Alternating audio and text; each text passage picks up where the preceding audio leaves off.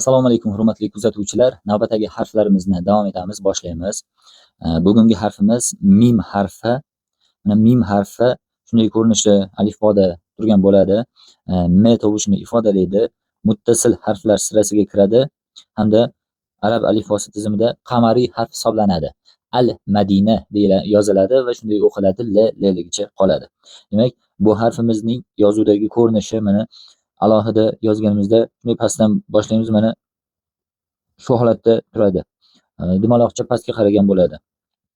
So'z boshida esa mana shu harfning bosh qismi yoziladi xolos. So'z o'rtasida esa shu ko'rinish, demak, o'ng tomondan ulangan holatda mana. So'z oxirida ham mana shu alohida ko'rinishi o'ng tomondan ulangan holatda kelsa, mana shunday yozilishi mumkin. Hop, davom etamiz. Mana alif harfi bilan kombinatsiya hosil qilganda mana om yoki am, mana em, mo, mor, ilon. Mo biz degan. Mor, ilon. Mu soch. Modom, madad, tamom. Dam nafas degan. Damol deydi-ku. Motam. Navbatdagi harfimiz nun harfi. Nun harfi ushbu ko'rinishda yoziladi. Satr chiziqdan pastdagi harf hisoblanadi. N tovushini beradi. Demak, ba'zi holatlarda b tovushidan oldin keladigan bo'lsa, shanbaga o'xshagan so'zlarda shanba emas, shamba qilib m ga aylanadi. Xuddi o'zbek tilidagidek muttasil harf, to'rt ko'rinishli, ya'ni shamsiy harf. Masjid al-Nabaviy desa, al-Nabaviy yoziladi, lekin an-Nabaviy deb o'qiladi, l n ga singib ketadi. Shuning uchun shamsiy deb aytiladi. Demak, alohida ko'rinishi. Biz mana b, p, t, s larni yozayotganda satr chiziqdan tepada bir skavorotkaga o'xshab, tovaga o'xshab yozdik. Lekin nunni alohida shaklini yozganimizda eni sal qisqaroq hamda satr chiziqdan pastga cho'kkan holatda yoziladi. Mana qozonchaga o'xshaydi, xuddi o'choqda qozon cho'kib turganday. So'z tepasida bitta nuqtasi bor. So'z boshida hamda so'z o'rtasida o'sha BPTSlarning shakli bilan bir xil bo'ladi. Mana faqat nuqtasi tepada bitta.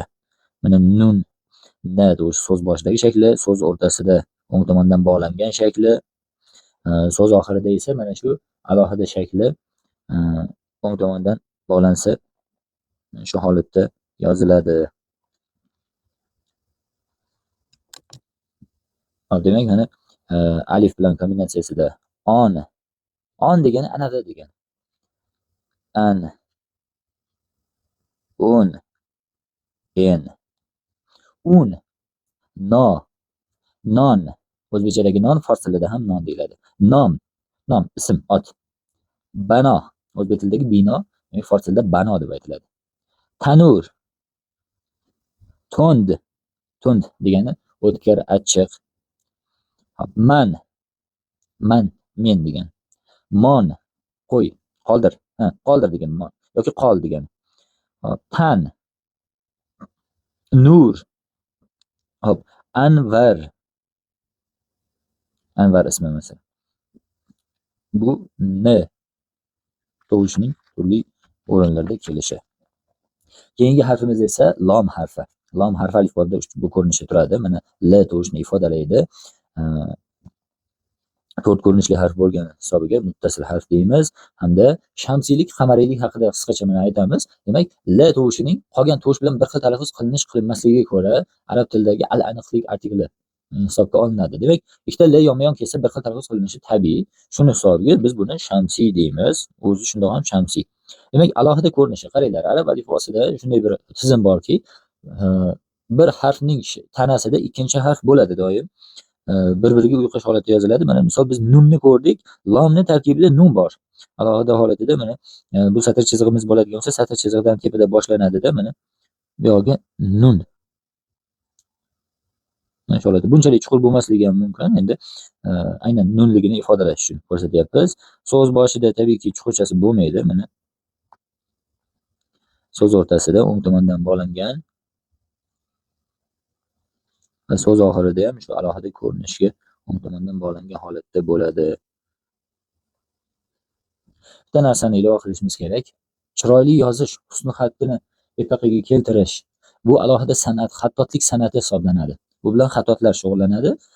Biz modomiki til o'qityapmizki, tabiiyki bunday ishtibohlar, xatoliklar o'ziga yarasha bo'lishi mumkin, juz'iy kamchiliklar harflarda, lekin imkon qadar harflarning standartiga amal qilib yozishga harakat qilyapman. Hop, mana demak, qolgan harflar bilan yonma-yon kelganda o'qilishi mana. Misol uchun el, yoki mana ol, al, ul, ul, lo. Biz buni lo deb o'qiymiz. Hozir sababini tushuntiraman. Demak, lom harfidan keyin o'zi biz qoidasiga ko'ra, mana bu tomonga qaranglar. So'z boshidagi shakli, lom alifning so'z o'rtasidagi shakli. Mana shu holatda yozishimiz kerak edi. Lekin afsuski, bu holatda yozilmaydi. Bu xato hisoblanadi. Bu holatda lo deyilishi mumkin. Lom yoki plus alif. Yoki mana bu lom yozib, yoniga alifni bunday holatda yozishimiz mumkin. Yoki uchinchi ko'rinish mana shu. Uchalasidan birini o'zingizga muvofiq kelganini tanlaysiz. Lo bo'ladi bu. Mana bu yerda davomini ko'ramiz. Mana lu va lozim. Zarur deymiz, lozim. O'sha mana lozim, lom, alif, z, zir, mana mim, lozim.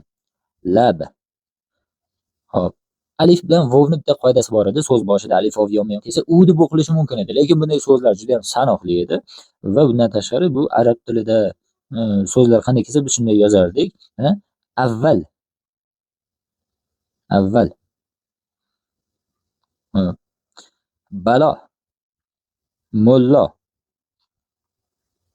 Bu belgimiz larni ikkita qilib beryapti. Bulbul. Mol, narsa, buyum degan.